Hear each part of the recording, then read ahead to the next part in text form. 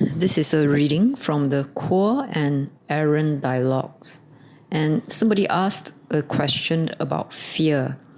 Fear that brings upon the fight and flight response.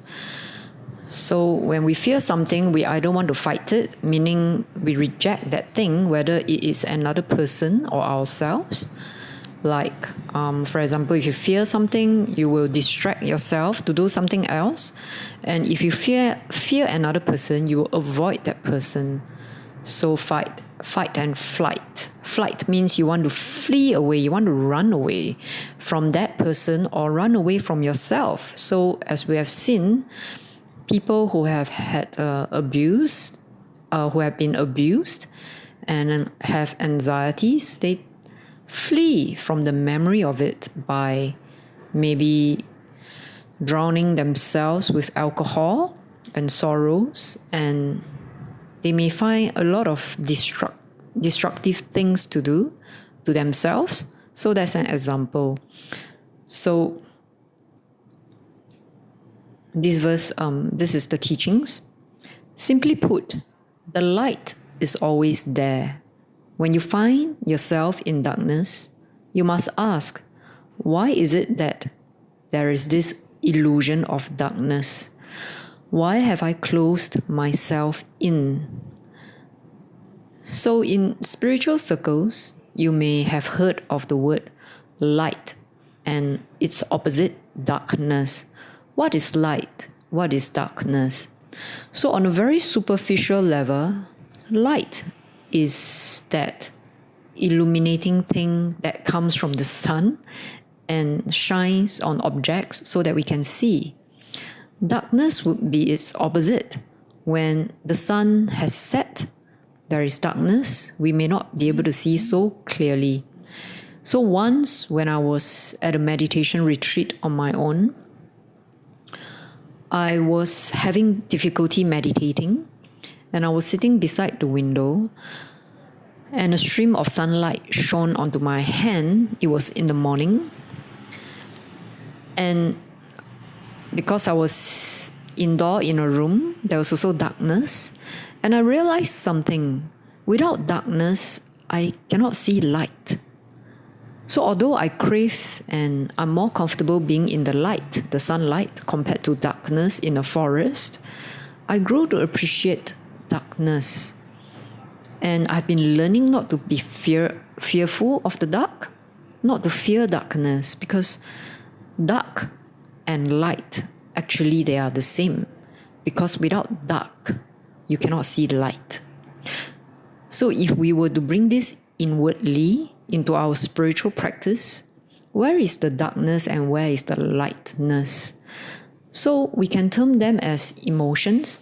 So many people term fear and anger as dark emotions. They are like darkness. And our way of working with them is very unhelpful. As I mentioned earlier, when fear or anger comes, we either flee or fight them, or the person outside that has caused that feeling. And when it comes to anger, we tend to fling our anger at another person. And when we fling our anger at another person, that person, what will he or she react? They would usually close up. Close up means a feeling of contraction in your body. So if you were to observe it next time when you're angry, observe your body. Does it feel closed up? And when you feel fearful, does it feel closed up? Meaning you feel tightness in your chest, tightness in your stomach, and you find that your breath is more shallow. So this is what is meant by darkness in our own experience. We are closed up. So the body is closed up, like you are closing the window to shut off the light. So what is light? So light can be called relaxation. It can be joy. It can be this sense of lightness in the body where when you walk, you feel as if you're walking on clouds, for example. So when we are open, we feel light coming through our body. Why? Because the body is not contracted. When the body is not contracted, there is light. So of course, if we are truly sincere meditators, we should not be attached to either the light or the dark, but rather understand that this light is always in us. It is the natural state. So this may be a bit complicated to understand. So most meditators would want only the light. They reject the darkness without realizing that without dark emotions, how can you ever understand joy? Without feeling of stinginess, how can you understand what is generosity? How can you compare them if you have never experienced the dark and tried the light? So in spiritual terms, meditation is not good if you're only meditating for light. So meditation is only useful if, when you experience darkness within yourself, that skill of the meditation which you have cultivated allows you to relax and open the body to whatever darkness it is experiencing and let it pass through your body like an energy that passes away. So in this practice, it is like you're bringing in the light through years of meditation cultivation to hold the darkness and allow the darkness to go. So I hope this explains what is light and what is dark. So the book continues. When you find yourself in darkness, you must ask, why is it that there is this illusion of darkness? Illusion of darkness means that this dark feeling we're trying to get away from is actually an illusion. Why do I say that? Actually, the Buddha taught this. He said that everything is change and impermanent. But within this change and impermanent, there is that ultimate truth. That ultimate truth in the Mahayana Buddhists, they call it emptiness. The Theravada or early Buddhist practitioners, they call it the deathless. So what dies? Fear, anger, and all sorts of feeling, they die. When they die, then you feel this sense of relaxation because nothing is permanent. So I myself can attest to that because I had panic disorder before, and I realized that the more heightened the anxiety and panic, it will always be followed by a deeper sense of calm and relaxation. Then I realized that the amount of darkness would be the equivalent to the amount of lightness. So if my fear is very minor, then that sense of relaxation is also very minor.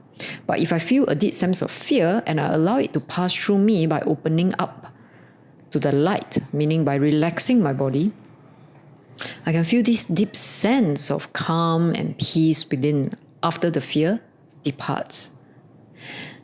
So he says that darkness is an illusion because it's not permanent, whereas light is always there and available. So we have to ask ourselves, why do we close ourselves up in the illusion of darkness when we are light? So Aaron is channeled being here in this book. You know that you are light, yet to fully express that in the human incarnation is a very, very difficult thing. And this is precisely the way it needs to be. If it were easy, what would you be learning? I'm not suggesting that your lives need to be difficult or painful. But if you were already perfect, you would not be here in the incarnation.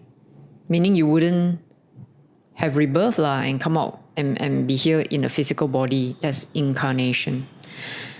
If the heart was always open, so literally it's really the heart, your heart area. Some people call it the heart chakra. So if the heart was always open and there was no reverberation to the chords of fear, then you would not need to be here in an incarnate state.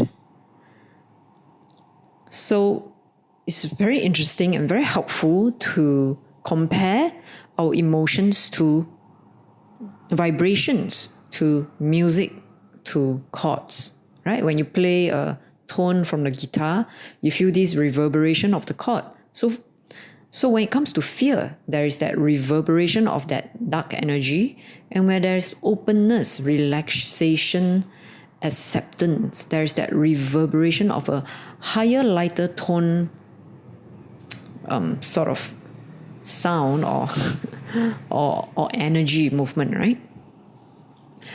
When you notice the arising of that fear, it can become a catalyst to have compassion for this being that is feeling fear. So catalyst here, sometimes they interchangeably use it with the word karma. So karma is a way for us to learn. It is a catalyst. Catalyst means it creates this like awareness, like this shock, right? Because something is a catalyst, like it shocks you or it's so difficult, the feeling is so difficult, somehow it makes you aware of it.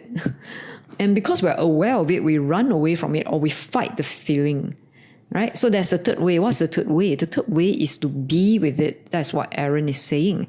To be with it means to have compassion for it. So a lot of us, we think that compassion is an outward thing. That compassion is only to be shown to other people. But actually, true spiritual practice means that you have to learn to fully be compassionate and loving towards yourself.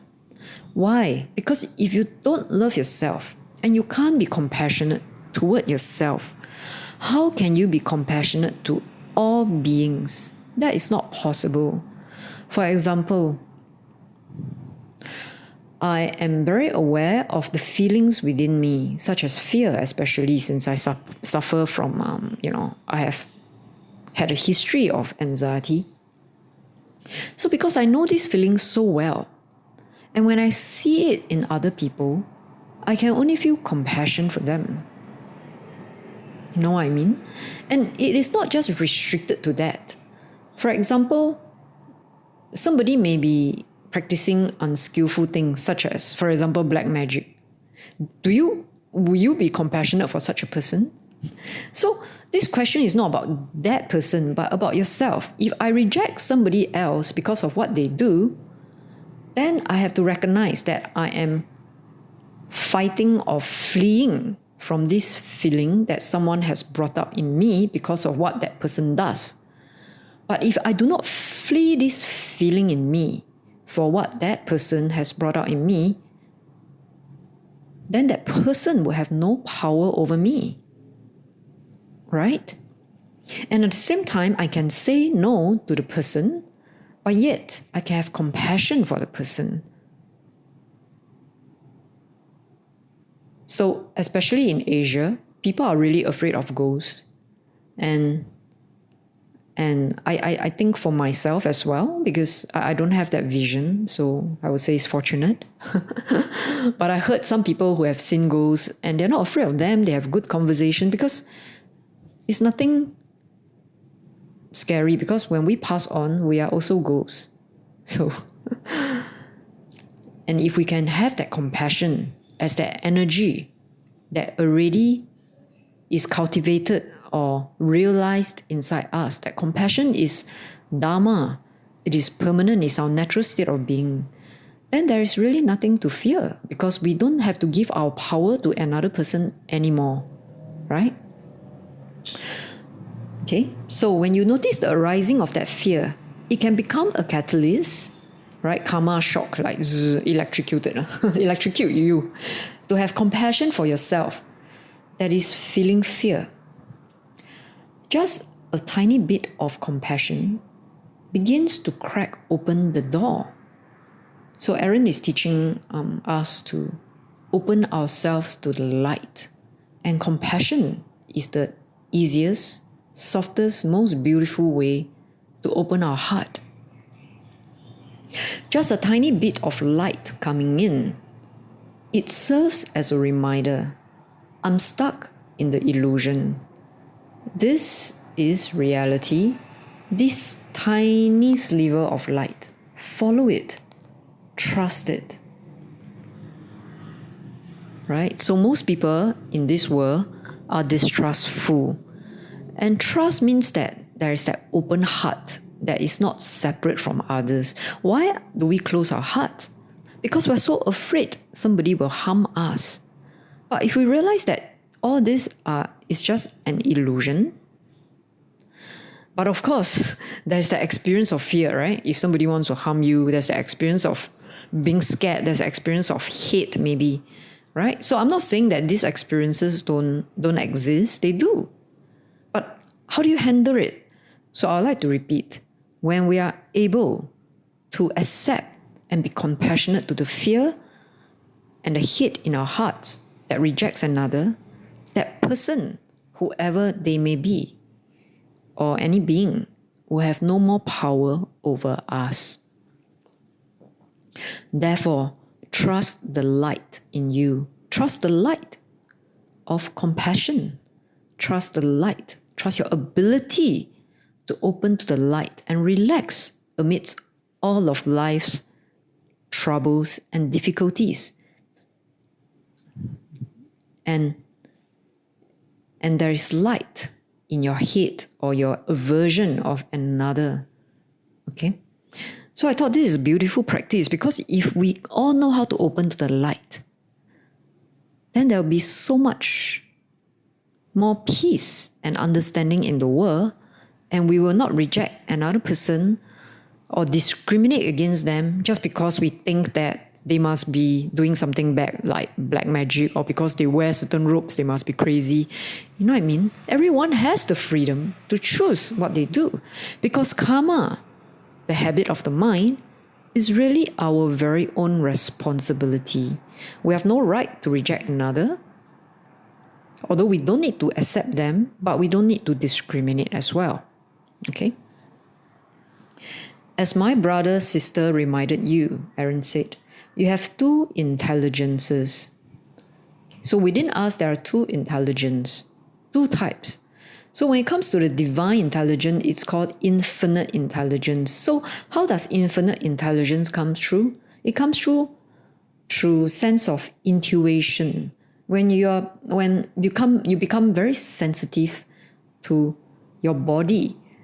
Right? But in this world, many people are insensitive, because most people, they champion logic and they say, oh, you should ignore your feelings and just think rationally. But actually, how can we ever ignore feelings? Because everything we read will bring about a feeling. So it's not about ignoring or putting aside the feeling, but about understanding the feeling, being being compassionate, open your feelings, and then from there you discern and bring your wisdom to your heart, right?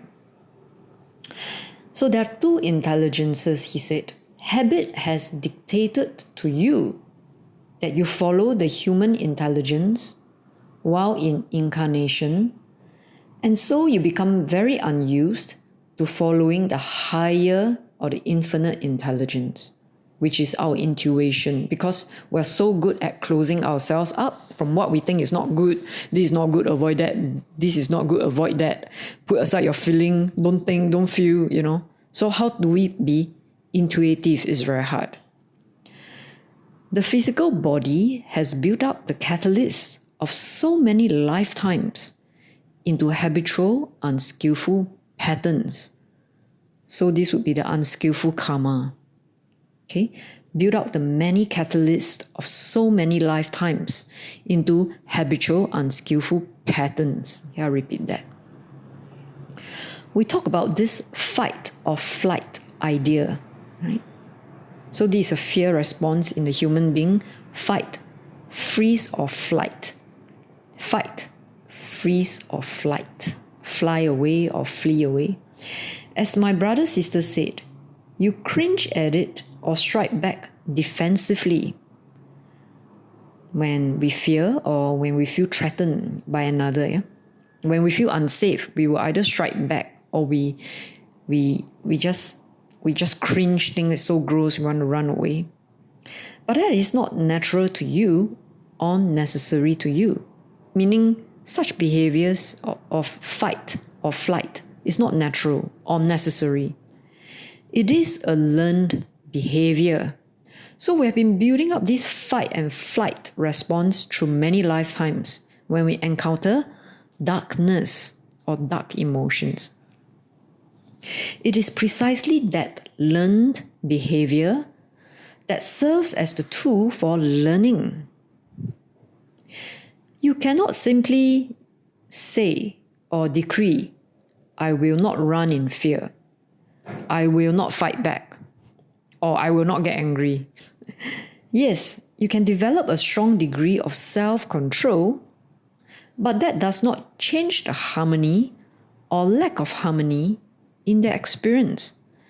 So this is a suppression of anger, suppression of fear, rather than allowing that energy or that music of fear or anger to pass through your body and let it out of your system. Right? So a lot of us have all these stuck, dark emotions in our body. And it doesn't, by suppressing it, we're not changing it. We're not changing it into harmony, but allowing it to pass through. Okay? And this sort of practice does not bring in love. Can you have some compassion for the being who has developed this mindless pattern of fleeing or fighting? Compassion for the being, meaning yourself. Can you develop compassion for yourself who has developed this silly pattern, okay, of running away or fighting others or fighting yourself? Can you begin to understand that your awareness of that pattern is the beginning of the path towards being free from it? Let me repeat that. Can you begin to understand that your awareness of that pattern of closing up to fear and anger, closing up to fear and anger in yourself, towards another person, etc., yeah? Your awareness of it is actually the beginning of the path toward being free from it. The pattern of closing up to dark emotions or fearing it in itself is not a problem. Yes, it leads to unwholesome karma. It leads to hurt for others. In that sense, of course, it is a problem. But when you relate to it as a problem, you relate to it as something to fight against or to get rid of. I am not going to act this way anymore. When you say this, that is just more judgment to yourself. And what is judgment? When you judge yourself, when you judge another person, is actually you're cultivating what? Cultivating hate, hatred in the heart, right? When we judge another person, oh, that person no good, better stay away. What is that? That is hate. When we do it to ourselves, oh, I shouldn't have done that. I'm so sorry. I feel so bad. I'm such a bad person. What is that? That is also hate. Okay?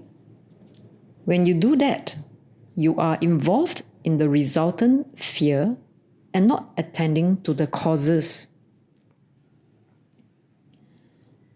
When instead, you see this being whose fearful brain has developed this fight or flight mechanism and feel some kindness for the being caught in a very tight place, then you allow yourself the possibility of hearing the deeper voice within, of hearing the deeper wisdom that whispers, you are safe. Keep your heart open. There is something else. When we know something is good for us, but we do not do it, it is logical to ask why. When I say that the fight or flight mechanism is not natural to you, but a learned behavior, I also note that it was learned many lifetimes ago, when the creature that you were sought to defend itself. Right? So we have had many lifetimes where we had to defend ourselves. For what? We defend ourselves many lifetimes to continue to survive. And to do what is necessary to survive is natural to you. So you have learned unskillful behavior in order to allow the continuity of that particular life form. As soon as fear arose, there was a sense of separation. So it means that every time a fear of somebody, comes up, it is very clear that you and the other person are separated. You are different. You are separate. And when there is this sense of separation, you lose the clarity of the awareness that you were connected to every other life form. Well, so this one requires a lot of reflection. When I first embarked on learning Buddhism, the Zen Buddhists always talk about the interconnectedness of life, especially Thich Nhat Hanh. And I appreciate it very much. You can be just eating a bowl of rice with vegetables and meat, and you think about it. How many different hands, how many people it has to go through, right? Who has to water the plants? Who has to fertilize the plants? Who has to feed the pigs, the chicken? Who has to care for them and then eventually kill them? And then eventually you have to pack them up. Then you got to put them into a truck and then they get, transported to a supermarket. And then before that, they have to be inspected, right, in the food safety center before it's allowed to sell. And then when it's sold, it has to be packed properly by the supermarket. And then you need to display it, right? And if you're not the one cooking it, then it gets sent to a market. Somebody has to cut it, has to season it, have to fry it, and then serve it to you. How many hands, how many people are involved in one plate of rice, vegetables, chicken, or in Singapore, chicken rice? There's so many people involved in making that. So we are all connected. Actually, the people you hate, you don't like, you think they're no good, they could be making your food. They could be doing good for other people you don't like. They have families who love them, or they have friends who like them, just like you do, you see. So we're actually not different from one another. Okay, so when there's fear, it separates us, and we forget this. We will have this thought, that person is different from me, I'm a good person, that's a bad person, stay away, right? So instead, armoring against the fear, meaning like you put on a shield, like an army vest or shield against the fear, becomes a protection of your small self, your small ego self. This was part of the distortion of self-awareness. Distortion of self-awareness means that we have the distorted belief that this self is special, is different, and not connected to anybody else. And this is a distorted view. You have been running with that pattern ever since, each of you. Your work here is not to get rid of anything in yourself or to change anything in yourself, but to begin to know who you truly are and to allow that reality to penetrate so that you can more fully live it rather than live in the illusion. You need the illusion. Illusion is like a dream state, yeah? It's not real, right? So when we have all this fear and anger, they bring up this illusion that I'm separate, that I'm special, I'm a good person, that's not a good person, etc., etc. So he's saying that we need this illusion. Why? Because it helps to point out reality. So again, this is like, if there is no darkness, how can you tell there is light? if there's no fear, how can you tell that there's joy? So if there's no illusion, how will you know that there is actually a reality or a higher intelligence? It is the practice with this illusion that strengthens your reality. By way of example, if you never knew the fear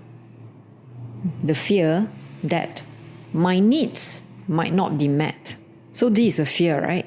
Especially for us in the world, we're always worried that we may not have enough money, enough food, that we may not have enough money, insurance, so my needs might not be met. So this is a fearful thought.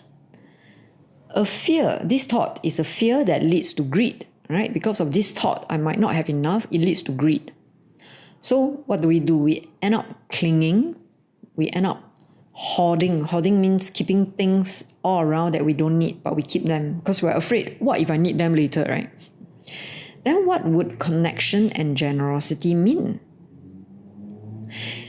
Okay, so if you have never experienced hoarding and clinging, how would you know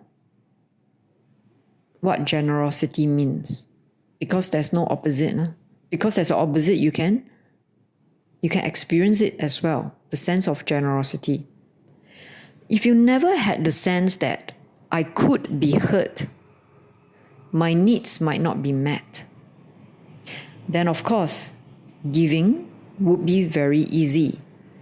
So he's saying that if this thought never crossed your mind, that somebody might hurt me or my needs may not be met, then it's very easy for you to be generous, right? If I've never had this thought, okay, I'll be hurt, or okay, I won't have enough, then I can keep giving and giving without worrying at all, right? Then there'll be no fear in me.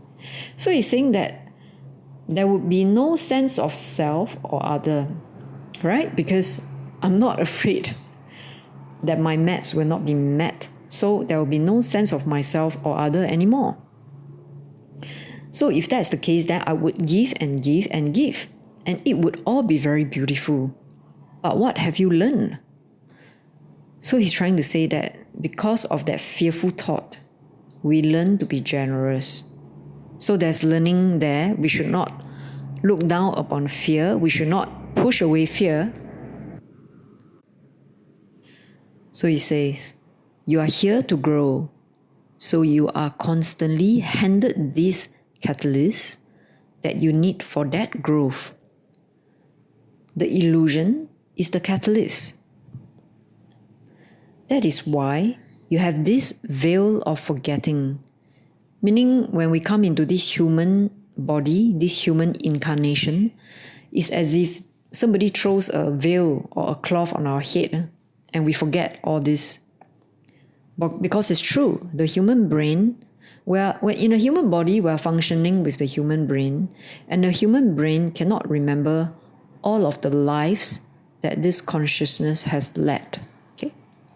So it's called the veil of forgetting. There's this veil of forgetting that separates you from clear sight of your spiritual reality when you take birth. So of course when we die, after we die, we will remember everything again. But when we take birth with a human brain, we forget everything. Otherwise, the incarnate state would be simply a matter of self-control. How strong can I be in this situation? So he's saying that if we don't forget, if we didn't have this forgetfulness of our spiritual reality, then our life will all be the same. You and me will just simply be self-controlling ourselves. How strong can I be in this situation? How determined?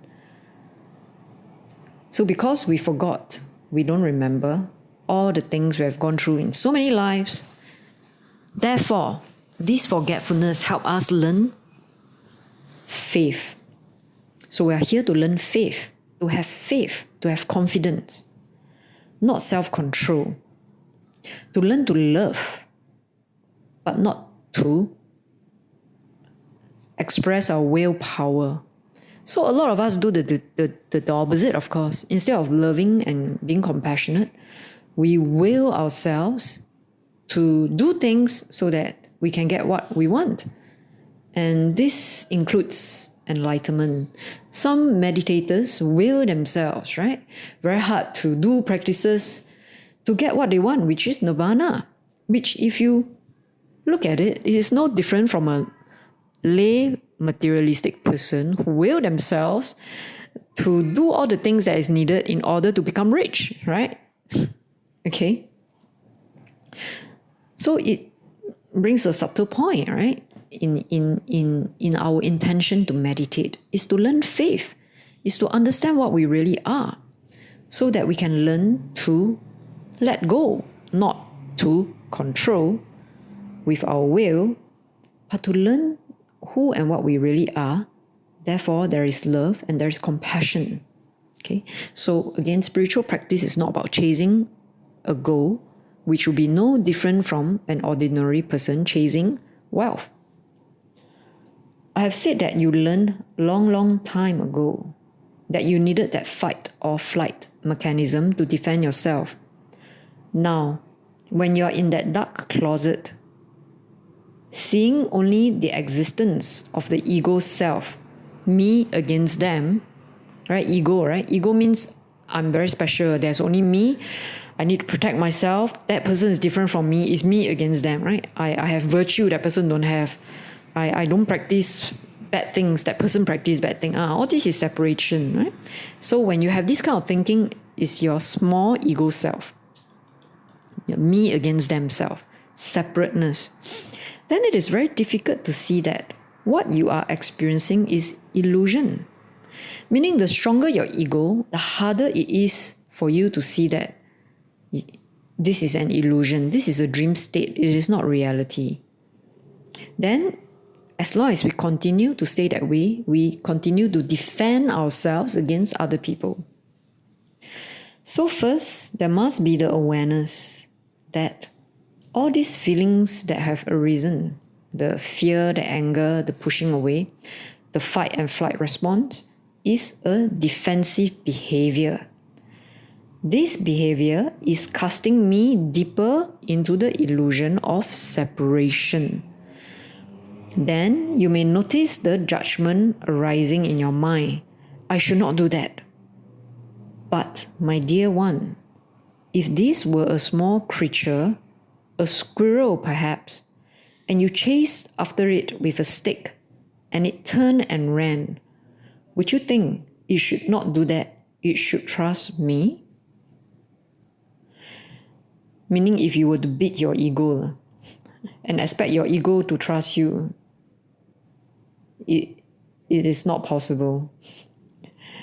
Okay, so he's saying, or if this small creature, the squirrel, attacked you in its fear, would you think it should not do that?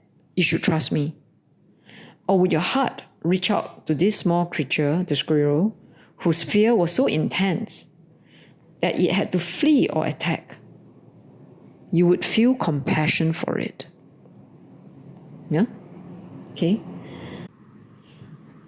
So he was using the squirrel as an example of that fear or anger, right? So if we judge ourselves, no, I should not feel fear. I should not feel angry, right? When you suppress it, what will happen? The squirrel, meaning that feeling, will either run or fight against you, right? Why wouldn't it? Because we are chasing it with a stick, saying, no, you should not do this, no, you should not do that, right? So if the squirrel will be that feeling of fear or hate, shouldn't we feel compassion rather than try to beat it down, right? When we try to beat it down, the more it will attack us. Why should it trust us when we have no compassion towards it? Can you look at yourself with that same compassion, simply seeing the patterns of so many lifetimes and knowing that now you have reached a level of consciousness, a level of growth where you no longer need to follow those patterns blindly. The freedom from reactivity cannot grow out of the judgment of the self. So we are creatures of reactions. When we see somebody dressed a certain way we don't like, we start to judge that person, we are reacting. Okay? So being free from this sort of habitual reactivity is not possible if we continue to judge others and we continue to judge ourselves. Such freedom can only grow out of compassion for that self, others or yourself.